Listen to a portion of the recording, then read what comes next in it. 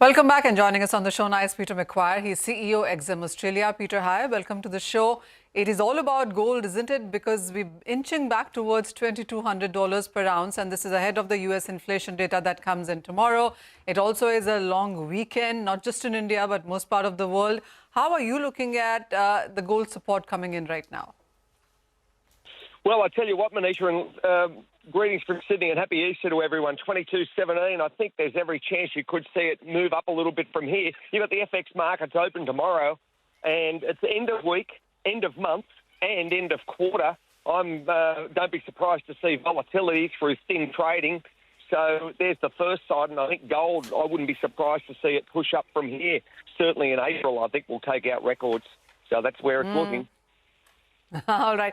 Peter, what is the kind of participation that you're seeing in the markets right now? Is there a short squeeze that the market likes to believe that it is? Or do you see, apart from central banks, hedge funds and ETFs also now getting into this bull run? I think everyone's getting in. I mean, central banks certainly, hedge funds are jumping all over it, retail traders, certainly the man and woman on the street as far as buying physical. And it just seems to be, we're hearing what's happening as far as Raphael Bostic from the FOMC. You've got probably one cut. You've got Wallace saying it's going to be pushed out. 9 of the 19 are saying you're going to see 2 cuts or less this year by the Fed, Manisha. So inflation, I think, is still very sticky, very, very sticky. And that's one of the great attractions for gold. Peter, what's your own sense on where the prices are headed now? Because, most of the forecasts on the street now are talking about 2,300, 2,400. I've seen reports of 2,700 on the higher side as well. And all of that within this year in 2024. Wow. What is your own forecast for this one? I told you, and I'll say it now publicly, I said I wouldn't be surprised to take a 25 handle out sometime this year. And I probably revised that down to maybe a 24, but I think it's got the capacity, Manisha. It's so hard to really put a forecast as a number, but there's just so much momentum to the upside that I think that gold's really going to shoot high in the next 3 quarters. So you've got big elections coming up in your own country and, of course, the states. So I think there's going to be a lot of turmoil. You've got geopolitical pressures. It's nearly a perfect storm, Manisha, for gold to trend higher. And Peter, what about the physical buying then? Because in the Indian markets, we do know that for the month of March, the imports have seen a decline almost by a 70 or 80%. Physical buying also seems to be going lower now because of these all-time high prices and very volatile prices. It's not a festival or a wedding season here. So physical demand in the Asian markets for the month of March at least could take a hit. Going forward, of course, as the wedding and the festival season comes in, people will buy even if in smaller quantities.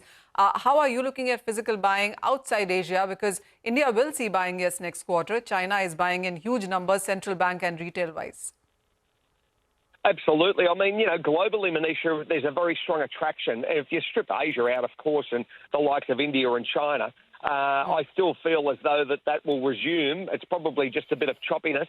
There's also, you've had raging stock markets, and you've only got to see some form of correction there, and that'll even force more money into gold. So, there's only so much money that people have got, but I think that there's been such a big push-up, of course, also with crypto, that's really attracting consumers, and I think there's going to be strong underlying buying moving forward in certainly second quarter and third quarter with festivals and just overall demand.